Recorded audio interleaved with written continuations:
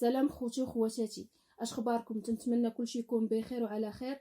مرحبا بكم في قناه مطبخ الوصفات المنزليه. اليوم مع وصفه جديده لذيذه بمذاق منعش، كيك بمذاق الليمون او الحامض.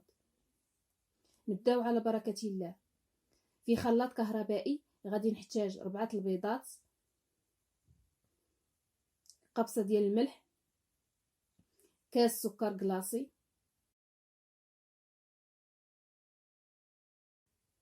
قشور حامضه محكوكه.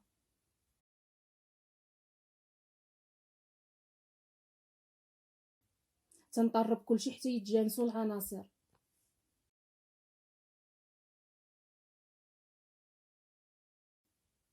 غادي نضيف كاس الا ربع ديال الزيت وغادي نرجع نطربهم.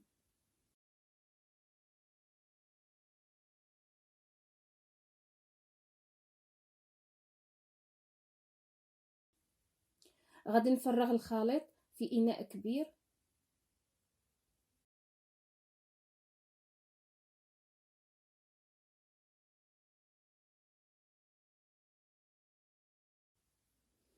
باستعمال الطراب اليدوي غادي نبدا نضيف الدقيق شويه بشويه. هنا احتاجيت 2 الكؤوس كبار بقياس العنبه و2 معالق كبار.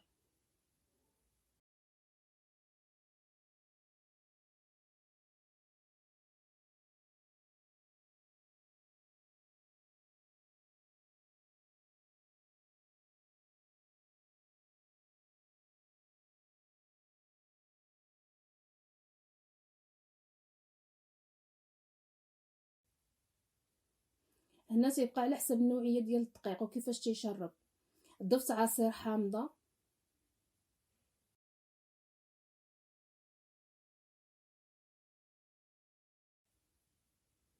جوج خمارات من فئه 7 غرام،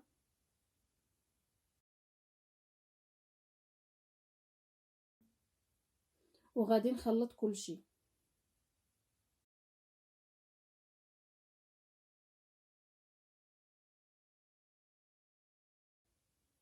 في مول مدهون بالزيت والدقيق درت مبشور الحامض في الاسفل لتعزيز النكهه. عاد فرغت الخليط في المول.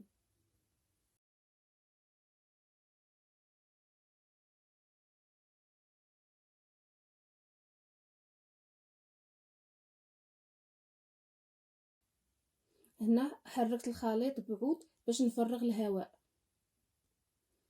دخلتها الفران اللي سخون من قبل على درجه حراره 180. دابا غادي نزينها.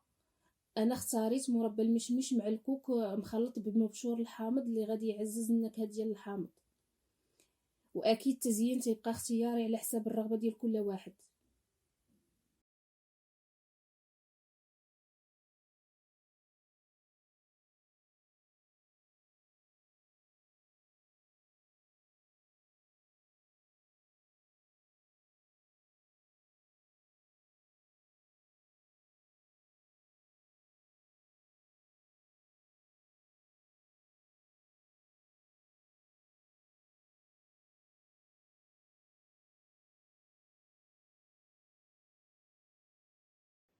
وهذه هي النتيجه، كيك اقتصادي منعش بمكونات بسيطه تيجي مفشفش.